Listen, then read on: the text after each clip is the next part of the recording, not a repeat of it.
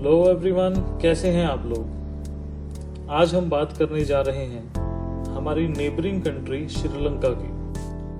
श्रीलंका एक island nation है जिसकी कुल आबादी 22 मिलियन है। जैसे कि आप सब जानते हैं, श्रीलंका आजकल एक इकोनॉमिकल क्राइसिस से गुजर रहा है। हर साल चावल की एक्सपोर्ट करने वाली कंट्री अपनी गलत पॉलिटिकल पॉलिसीज की वजह से आज अपने लोगों की भूख मिटाने के लिए चावल इंपोर्ट कर रहा है। सिर्फ खाना ही नहीं, मेडिसिन्स, फ्यूल, इलेक्ट्रिसिटी और अन्य जरूरी सामान की शॉर्टेज के चलते पूरा देश झुलस रहा है। ऐसा नहीं है कि ये सब एकदम से हो गया। इस सब की शुरुआत हुई 1950s से। उस समय श्रीलंका की इकोनॉमी 3 चीजों की एक्सपोर्ट पर निर्भर थी: रबर, टी एंड कोकोनट। इनका 90% फॉरेन रेवेन्यू इन्हीं 3 चीजों से जनरेट होता था। पर 1950 में किन्हीं कारणों से इंटरनेशनल मार्केट में इनके रेट गिर गए, जिससे श्रीलंका को फॉरेक्स क्राइसिस का सामना करना पड़ा। 1977 में श्रीलंका ने अपनी गलतियों से सीखा और अपनी पॉलिसीज को बेटर करने की कोशिश की।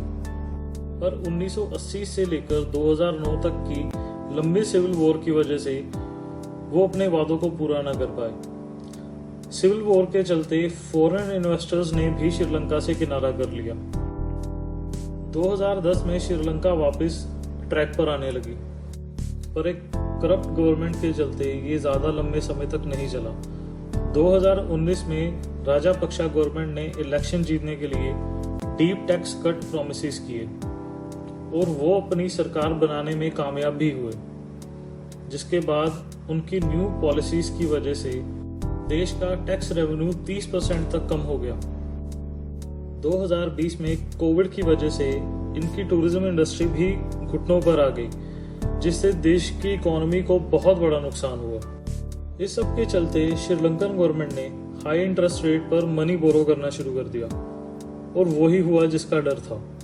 लोकल मार्केट इन्फ्लेट हो गई और बहुत सारे कारणों की वजह से गवर्नमेंट के लिए पैसे लौटाना नामुमकिन हो गया। आज की तारीख में श्रीलंका का कर्ज उनकी जीडीपी के 100% से भी ज्यादा है। अब आने वाले समय में ही पता चलेगा कि श्रीलंका इस फाइनेंशियल डेथ ट्रैप से कैसे बाहर निकलेगा। Thank you so much for listening. Please like, share and subscribe.